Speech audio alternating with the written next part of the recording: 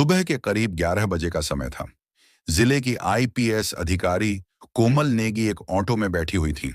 Auto driver को यह बिल्कुल अंदाजा नहीं था कि जो महिला उसकी ऑटो में बैठी हुई है वह कोई आम महिला नहीं बल्कि जिले की आईपीएस अधिकारी हैं। कोमल ने नीले रंग की साड़ी पहनी हुई थी और देखने में वह बिल्कुल एक आम सी महिला लग रही थी। वह अपने भाई की शादी में शामिल होने के लिए छुट्टी लेकर ऑटो में बैठी घर जा रही थी। कोमल ने सोचा कि अपने भाई की शादी में वह आईपीएस अधिकारी के रूप में नहीं बल्कि सिर्फ एक बहन के तौर पर जाएंगी। ऑटो चलाते हुए ड्राइवर मोहन ने कहा, मैडम, आपकी वजह से मैं इस रास्ते से जा रहा हूं, वरना मैं इस रास्ते से बहुत कम जाता हूं। आईपीएस अधिकारी कोमल ने ऑटो वाले से पूछा, लेकिन ऐसा क्यों भैया? इस रास्ते में क्या प्रॉब्लम है? ऑटो ड्राइवर मोहन ने कहा, मैडम, इस रास्ते पर कुछ पुलिस वाले खड़े रहते हैं।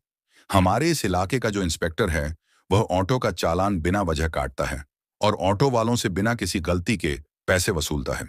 और अगर इंस्पेक्टर की बात नहीं मानते तो वो लोगों के साथ मारपीट करता है। आज पता नहीं मेरे किस्मत में क्या लिखा है। ऊपर वाला करे कि इस टाइम पर वो इंस्पेक्टर रास्ते में ना मिले, वरना वो बिना गलती के मुझसे पैसे वसूल करेगा। आईपीएस कोमल नेगी मन ही मन सोच रही थी, क्या सच में यह ऑटो ड्राइवर जो कह रहा है वह सच है? क्या वाकई यहाँ के थाने का इंस्पेक्टर इतना गलत काम करता है? थोड़ी ही दूर आगे बढ़ने पर उन्होंने देखा कि सड़क के किनारे इंस्पेक्टर हाथीराम अपने साथियों के साथ खड़ा था और वाहनों की चेकिंग कर रहा था। जैसे ही ऑटो उनके सामने पहुंचा, इंस्पेक्टर हाथीराम ने लाठी से इशारा करके ऑटो को रोक दिया। फिर इंस्पेक्टर हाथीराम गुस्से में बोला, अरे ओ पायलट, नीचे उतर। तेरे बाप की सड़क है क्या? इतनी तेज स्पीड में ऑटो चला रहा है। कानून का कोई डर नहीं है क्या? चल अब जल्दी से 5,000 का चालान भर। इतना कहकर इंस्पेक्टर ने चालान बुक निकाल ली। ड्राइवर मोहन डरते हुए बोला, साहब, मैंने कोई नियम नहीं तोड़ा। आप किस बात का चालान काट रहे हैं? कृपया ऐसा मत कीजिए। मेरी कोई गलती नहीं है और अभी मेरे पास इतने पैसे भी नहीं हैं। मैं आपको 5,000 रुपए कहां से दूं? यह सुनकर इंस्पेक्टर हाथीराम और भड़क गया। उसने ऊंची आवाज में कहा, ज्यादा जुबान मत चला मेरे सामने। पैसे नहीं हैं तो ऑटो क्या फ्री में चलाता है? जल्दी से ऑटो के कागज निकाल। कहीं ये ऑटो चोरी का तो नहीं है? ड्राइवर ने जल्दी से सारे कागज निकाल कर दिखा दिए। कागज बिल्कुल ठीक थे, सब कुछ पूरा था। लेकिन इंस्पेक्टर हाथीराम ने फिर भी कहा, कागज तो सही हैं, लेकिन चालान तो भरना ही पड़ेगा। अब 5,000 नहीं तो 3,000 ही दे दें, वरना तेरी यह ऑटो अभी सीज कर दूंगा। पास ही खड़ी आईपीएस कोमल नेगी ये सब कुछ ध्यान से देख और सुन रही थी। उन्होंने देखा कि किस तरह इंस्पेक्टर हाथीराम एक गरीब, लाचार और मेहनती ऑटो ड्राइवर को बिना वजह परेशान कर रहा था, उससे पैसे वसूलने की कोशिश कर रहा था। उनके मन में गुस्सा तो आया, पर उन्होंने खुद को शांत रखा ताकि पहले पूरी सच्चाई समझ सकें और फिर सही समय पर कार्रवाई कर सकें। ऑटो ड्राइवर ने डरते हुए इंस्पेक्टर हाथीराम से कहा, साहब, इतने पैसे मैं कहां से लाऊं? अभी तक तो सिर्फ 200-300 रुपये की ही कमाई हुई है। मैं कैसे आपको 5,000 दूं? कृपया छोड़ दीजिए साहब, जाने दीजिए। मेरे छोटे छोटे बच्चे हैं। मैं गरीब आदमी हूं, दिन रात मेहनत करके अपने परिवार का पेट पालता हूं। मुझ पर रहम कीजिए साहब। लेकिन इंस्पेक्टर हाथीराम को जरा भी दया नहीं आई। वह गुस्से में भर उठा। उसने ड्राइवर का गिरेबान पकड़कर उसे बुरी तरफ मारने लगा और चिल्लाते हुए बोला, जब पैसे नहीं हैं तो ऑटो क्यों चलाता है? तेरे बाप की सड़क है क्या जो इतनी स्पीड में ऑटो चलाएगा? ऊपर से मुझसे जुबान लड़ाता है। चल, तुझे थाने का मजा चखाते हैं। इतना सुनते ही आईपीएस कोमल नेगी खुद को रोक नहीं पाई। वह तुरंत आगे बढ़ी और इंस्पेक्टर के सामने खड़ी होकर बोली, इंस्पेक्टर, आप बिल्कुल गलत कर रहे हैं। जब ड्राइवर ने कोई गलती नहीं की तो आप उसका चालान क्यों काट रहे हैं? ऊपर से आपने उसके साथ मारपीट की। यह कानून का उल्लंघन है। आपको कोई हक नहीं है किसी गरीब पर इस तरह का अत्याचार करने का। इसे जाने दीजिए। इंस्पेक्टर हाथीराम पहले से ही गुस्से में था। आईपीएस कोमल नेगी की बात सुनकर वह और भड़क गया। उसने ताव में कहा, अच्छा, अब तू मुझे सिखाएगी कि कानून क्या होता है? बहुत जुबान चल रही है तेरी। लगता है तुझे भी जेल की हवा खिलानी पड़ेगी। चल, अब दोनों एक साथ जेल में रहना, वहीं चलाना अपनी जुबान। कोमल नेगी का चेहरा गुस्से से लाल हो गया, पर उन्होंने अपने आप पर काबू रखा। वह देखना चाहती थी कि यह इंस्पेक्टर आखिर किस हद तक गिर सकता है। इंस्पेक्टर हाथीराम को यह जरा भी अंदाजा नहीं था कि उसके सामने खड़ी यह साधारण सी साड़ी पहनी महिला कोई आम औरत नहीं बल्कि जिले की आईपीएस अधिकारी कोमल नेगी है। हाथीराम ने अपने साथियों को आदेश दिया, चलो, दोनों को थाने ले चलो, वहीं देखेंगे इन दोनों की कितनी जुबान चलती है।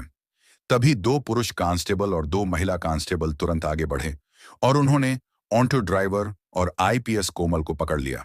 जब वे थाने पहुंचे तो इंस्पेक्टर हाथीराम ने कहा, इन्हें यहीं बैठा दो, अब यहां देखते हैं ये दोनों क्या करते हैं। इनकी औकात तो इन्हें दिखानी पड़ेगी। हवलदारों ने दोनों को एक बेंच पर बैठा दिया।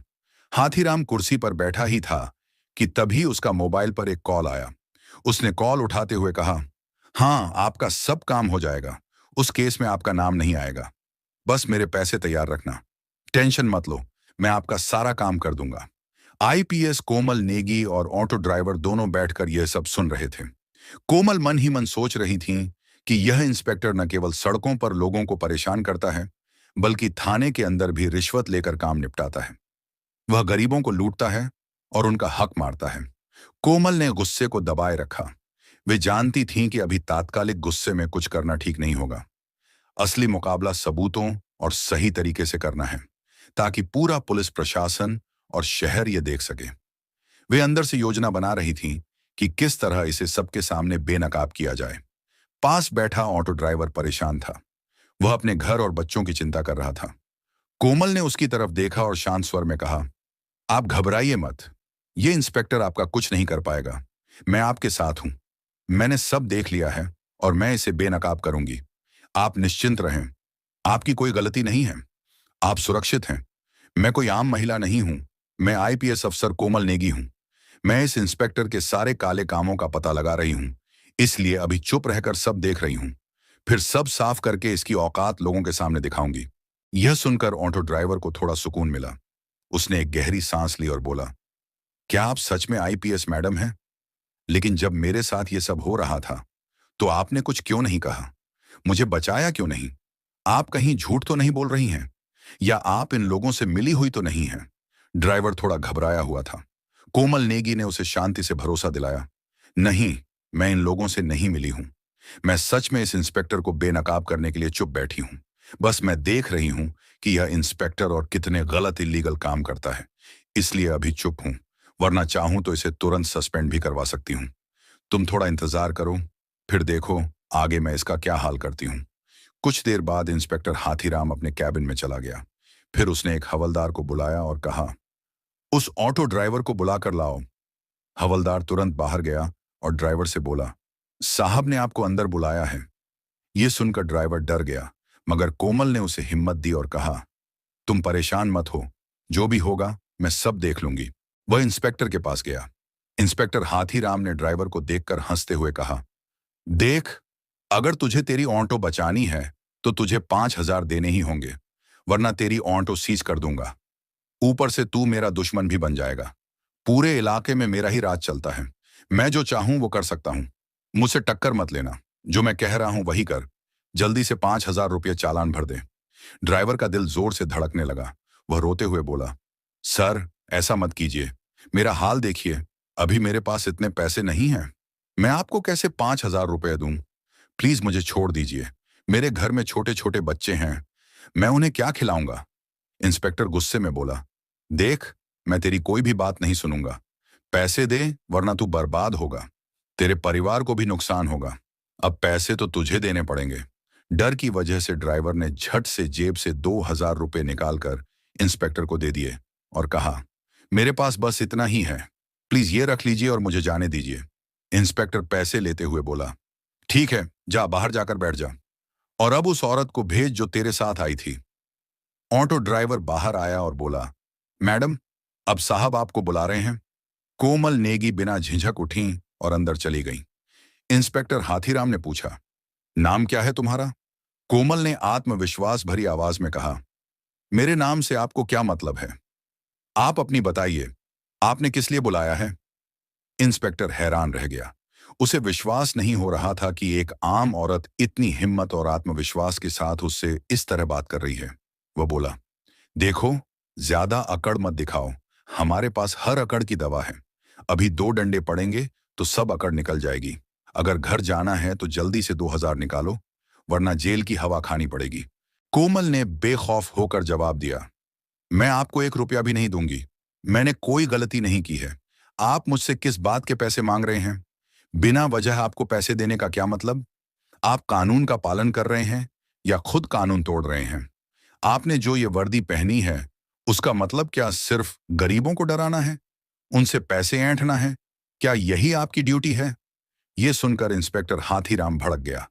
उसने गुस्से में हवलदार को बुलाया और चिल्लाते हुए कहा, अभी इस औरत को जेल में बंद करो।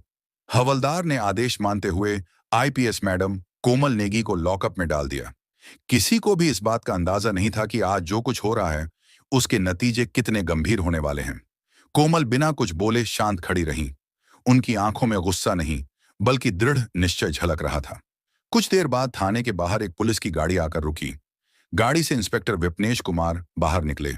उनके चेहरे पर गुस्सा साफ झलक रहा था। वे सीधे थाने के अंदर गए और एक हवलदार से बोले, सुना है यहां किसी औरत को लॉकअप में बंद किया गया है? हवलदार थोड़ा अटक कर बोला, हाँ सर, लेकिन क्या हुआ है? तभी अंदर से इंस्पेक्टर हाथीराम बाहर आया और बोला, कौन है रे? क्या बात है? विपनेश कुमार ने उसे देखते हुए कहा, सुना है तुमने किसी औरत को लॉकअप में डाल दिया है। मुझे वो देखनी है। हाथीराम बोला, हाँ डाला है, चलिए दिखाता हूं। इतना कहकर इंस्पेक्टर हाथीराम इंस्पेक्टर विपनेश कुमार को लेकर लॉकअप के पास गया। उसे जरा भी पता नहीं था कि अब जो होने वाला है वो उसकी जिंदगी का सबसे बड़ा झटका बनने वाला है। लॉकअप में बंद महिला को देखकर इंस्पेक्टर विपनेश कुमार चिल्ला उठा, ये तुमने क्या किया? तुम्हें पता है ये कौन है? ये हमारी जिले की आईपीएस मैडम हैं। तुमने इनको क्यों लॉकअप में डाल दिया? हाथीराम के पैरों तले जमीन खिसक गई। वह डरते हुए बोला, ये आईपीएस मैडम हैं। मुझे बिल्कुल अंदाजा नहीं था। विपनेश ने तुरंत हवलदार को इशारा किया। हवलदार ने लॉकअप खोला और कोमल नेगी बाहर आई। कोमल नेगी ने शांत और ठंडी आवाज में पूरी बात विपनेश को बताई कि कैसे हाथीराम ने ऑटो ड्राइवर को रोककर पैसे मांगे, कैसे उसने ड्राइवर के साथ मारपीट की, कैसे उसने उन्हें और ड्राइवर को थाने ले जाकर परेशान किया और बाद में लॉकअप में बंद कर दिया। कोमल ने बताया कि वे सब कुछ देख रही थीं ताकि इस इंस्पेक्टर की करतूतों को साबित किया जा सके। विपनेश समझ गया कि मामला बहुत गंभीर है। वह तत्काल बाहर निकले, आगे की कार्रवाई शुरू की। सबसे पहले उन्होंने आधिकारिक चैनलों के जरिए अपने वरिष्ठ अधिकारी एएसपी-सीओ को मामले की जानकारी भेजी।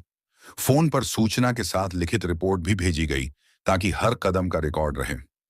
एएसपी ने रिपोर्ट देखकर स्थिति गंभीर पाई और उन्होंने जिले के प्रशासन को नियमों के अनुसार आधिकारिक सूचना भेजी। जिलाधिकारी डीएम को आधिकारिक माध्यम से मामले की जानकारी दी गई और कहा गया कि यह मामला तत्काल उच्च स्तरीय जांच मांगता है। डीएम और एसपी दोनों ही मामले की गंभीरता देखते हुए थाने पर पहुंचे। डीएम थाने पर आए और वहां का पूरा मामला देखा। डीएम ने हाथीराम से पूछा, तुमने किस अधिकार से किसी महिला को इस तरह थाने में ठहराया और बिना वजह लॉकअप में डाला? डीएम ने स्पष्ट कहा कि यह कार्य कानून का उल्लंघन है। गरीब नागरिकों से रिश्वत मांगना और जानबूझकर पिटाई करना आपराधिक कृत्य है। उन्होंने तुरंत निर्देश दिया कि मामले की जांच कराई जाए, संबंधित के खिलाफ आपराधिक कार्रवाई और अनुशासनात्मक कदम उठाए जाएं और तत्काल प्रभाव से संरक्षण हेतु कदम उठाए जाएं, ताकि पीड़ितों को न्याय मिल सके।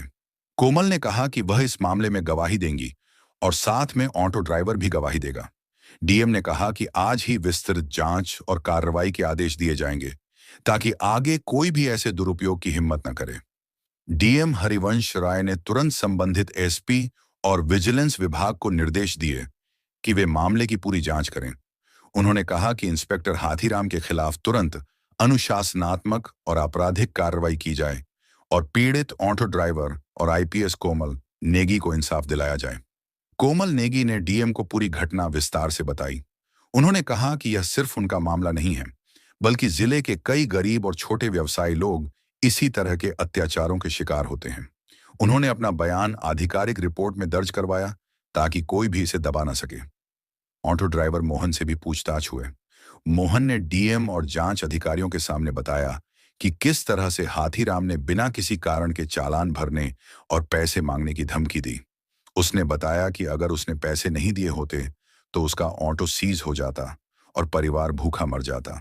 मोहन का बयान भी आधिकारिक फाइल में दर्ज किया गया। जांच शुरू हुई।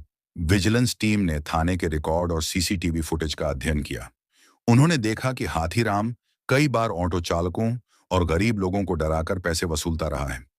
अधिकारियों ने तुरंत आदेश दिया कि हाथीराम को निलंबित कर हिरासत में रखा जाए ताकि जांच निष्पक्ष रूप से हो सके।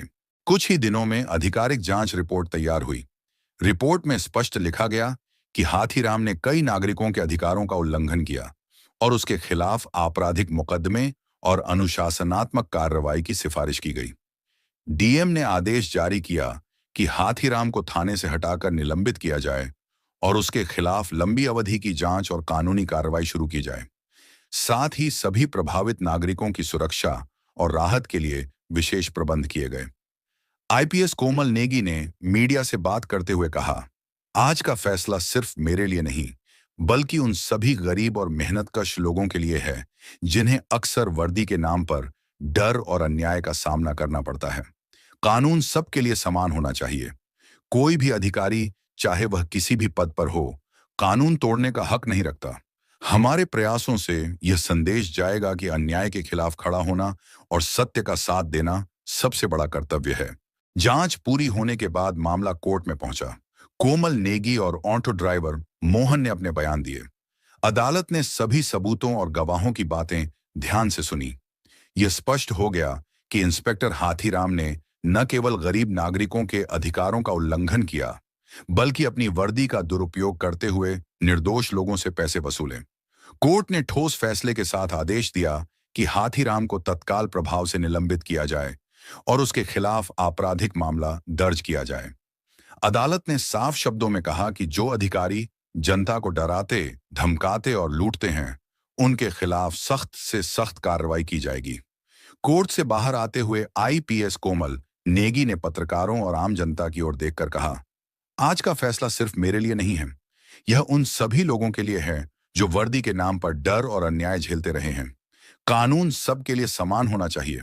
जब तक कानून का सही इस्तेमाल नहीं होगा, समाज सुरक्षित नहीं रह सकता।